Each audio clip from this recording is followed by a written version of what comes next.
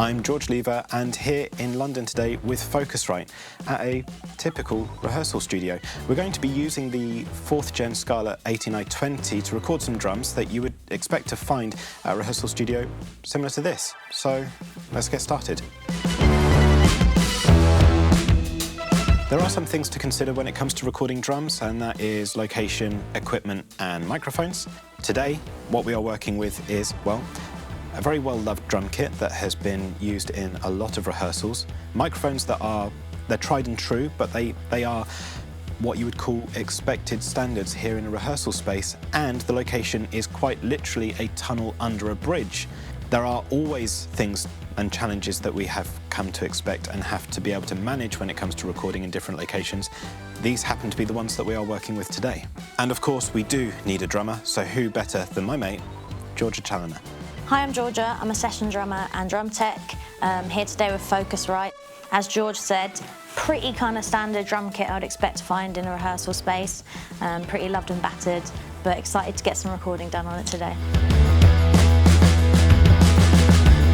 So, as Georgia just said, the drum kit is well loved, well used within the environment that we are here.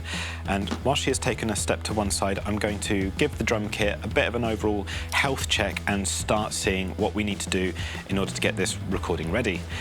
What I can see is the drum heads are worn in, they need replacing. I've got some spares. I'm probably going to have to do a few things that I don't typically do, but in this environment is probably sensible to do, which is using dampening and muting in order to get as clear an idea of what is happening when the drum is being played when we start hitting record. I don't typically do this, but I'm doing it here because I think that's what's necessary in order for me to know what we're going to get from today.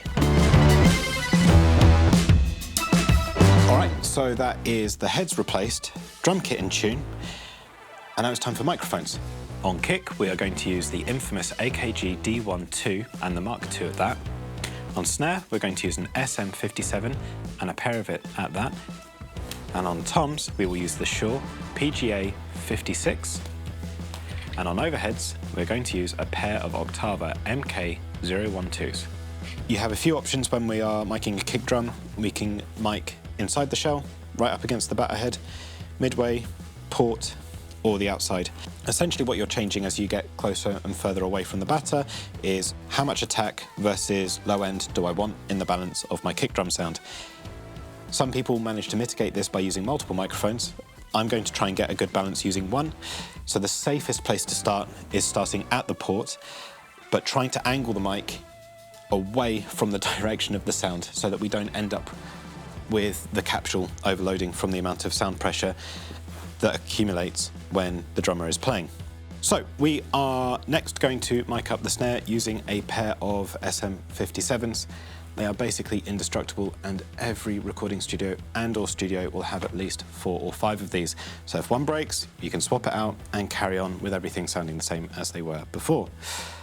My aim is to try and get the snare mic, if it will let me, between the tom, the hi-hat, and just floating in between here, so that there is enough rejection from the mic with regards to bleed, so that we don't hear too much hi-hat, too much tom, and we are focusing mainly on the snare tone itself.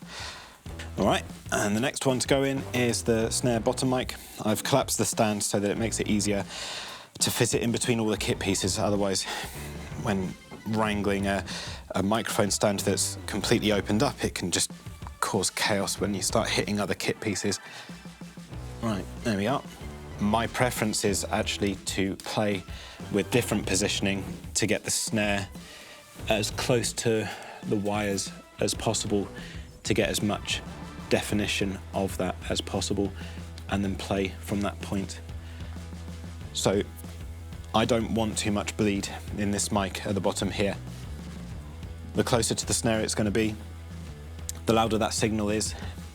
So we've got a snare mic on top, which captures the top head, and then we've got a snare mic on the bottom, which captures the sound of the wires underneath the snare.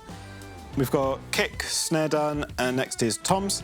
So what I am looking for when placing the tom mics is not too dissimilar to the snare mic. I am trying to make sure that the placement of each mic is far enough away from something that will be bright and horrible, but also close enough to the tom so that I get a clean signal and loud a signal as possible.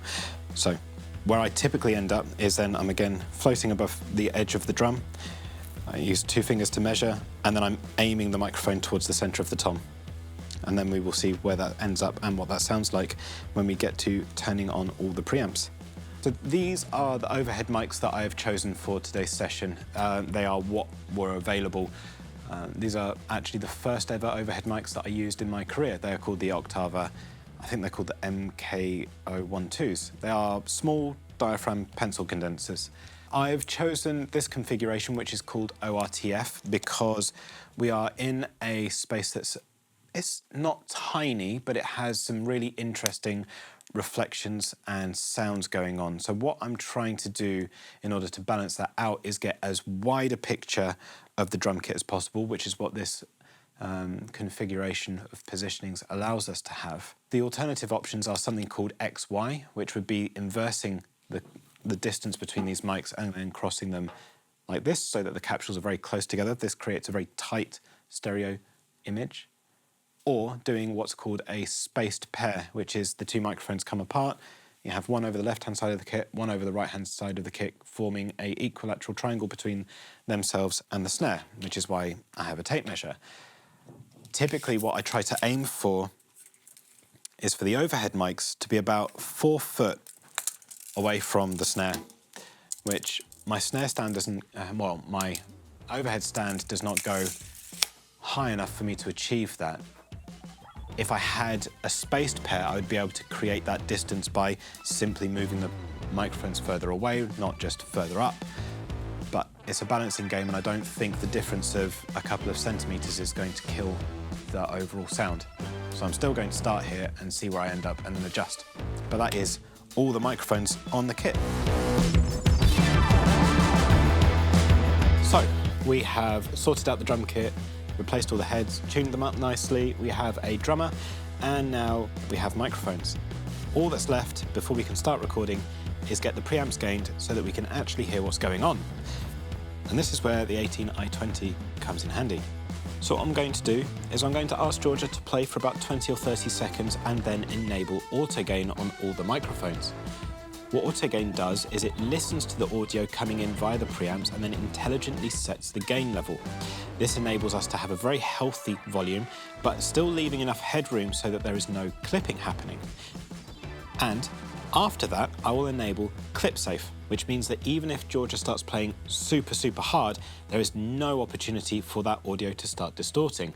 So we won't have any overs, but we'll also have a perfectly healthy signal. And because there are 2 headphone outputs, I can listen along whilst Georgia plays as well. So super, super useful. All right, awesome. So auto gain has done its job. Clip safe is engaged. Now it is Georgia's turn to become the star of the show. Do you reckon you could give me your best 8-bar linear groove type thing?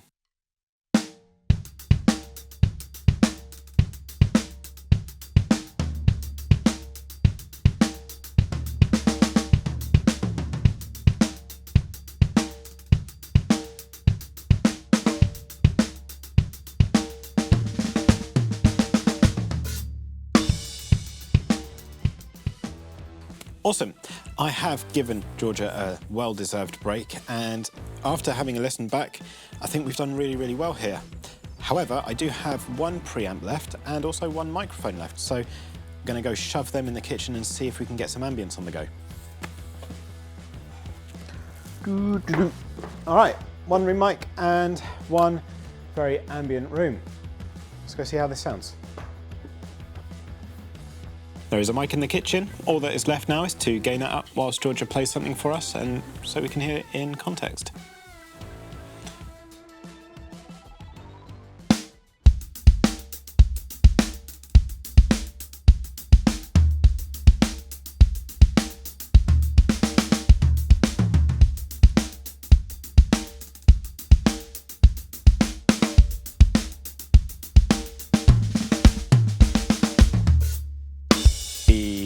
Okay, really happy with that, especially considering the challenge the Focusrite set me at the beginning.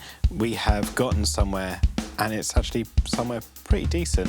If you start compressing, EQing, throwing some distortion here and there, it would be the beginning of a really solid drum sound. So I'm happy with that.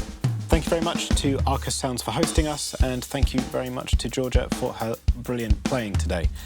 If you would like to learn any more about drum recording or recording in general, there are links in the description down below. Until then, thank you for watching.